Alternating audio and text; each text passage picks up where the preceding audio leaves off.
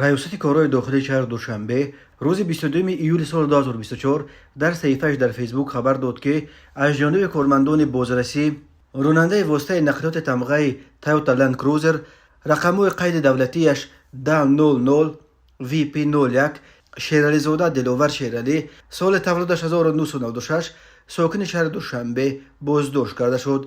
دلاور شیرالی زاده بنا به اطلاع دریافتی پسر سابق وزیر انرژتیک و صنعت و خدای پرزیدنت تاجیکستان شیرالی گل بوده در گذشته نیز چندین بار برای قانون شکنی هایش جریمه و حبس مأموری شده. در سال 2018 برای لطکوب یک کارمند میلیشیا حتی محکوم به زندان شده بود. خود دلاور شیرالی زاده برای شرح قضیه دسترس نیست، ولی بنا به اطلاع میلیشیای پایتخت تاجیکستان ضمن سنجش معین گردید که نامبرده در برابر نصب تجهیزات مخصوص روشن‌دهنده یا میگه که همزمان آینه پیش واسطه نقلیات خود را یک لخت با پلیونکه سیاه روی پوش نموده است. نسبت نامبرده طبق طلبات ماده 330 و 316 کودکس حقوق ویرانکنی‌های مأموری جمهوری تاجیکستان پروتکل مأموری ترتیب داده شد. به دلاور شیرالی زاده بر اساس ماده 316 برای خودسرانه در ماشینش نصب کردن تجهیزات مخصوص صدادهنده و روشندهنده جریمه به اندازه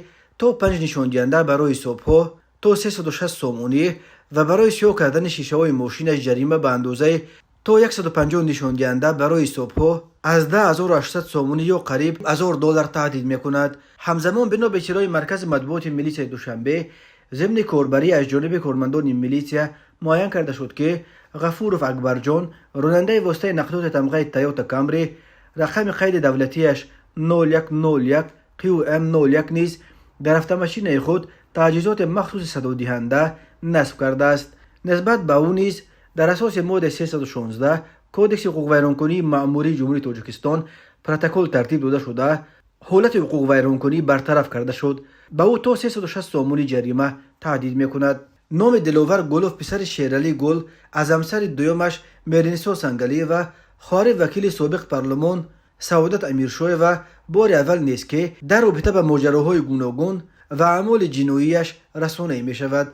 در سال 2015 دلاور گلوف برای بدون اجازت نامه راندن ماشین 36 5000 سامانی جریمه بسته ماه اوگوست همان سال با جرم میدان‌فروشی 10 روز حبس کردند. ماه اکتبر سال 2017 نام دلاور گلوف در رابطه با یک زنوزنی در حضور ستاره‌های استراده و لطکوب آوازخوان استان عزیز رسانه‌ای شد. همین طور دلاور گلوف صبح بر وقت 2 مارس سال 2018 در پی یک زنوزنی در طربخانه گالاکسی در نزد تئاتر اپرا و بالت در مرکز دوشنبه همراه شوهر خواهرش دلشاد نورالی زاده و 11 تن دیگر بازداشت شدند. دلاور گلوف به 5 روز حبس مأموری محکوم شد و ریاست وزارت کارهای داخلی دوشنبه در سامانش عکس‌های او و شریکانش را در حالت نشر کرد که در روزهای حبس در حوله بازداشتگاه مشغول روبوچین و پابل کردن زمین بودند. گلوف را روز 14 مارس از بازداشت جواب دادند و لکه روز 17 مارس برای باز هم بدون اجازت نامه سیاه کردن شیشه های پیش ماشینش بازداشت و جریمه کردند.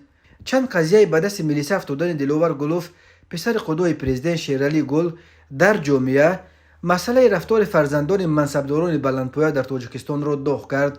بسیاری ها نوشتند که این فرزندان در هوای دولت و ثروت والدان پرنفوذ خود سرمست شده و از خود رفتند. به عقیده بسیاری ها این به اصطلاح فرزندان طلایی به چنین رفتار بیخودانه و بی‌مسئولیتشان نه فقط والدان خود بلکه حکومت و رئیس جمهور امامعلی رحمان را در چشم مردم بدنام می‌کنند.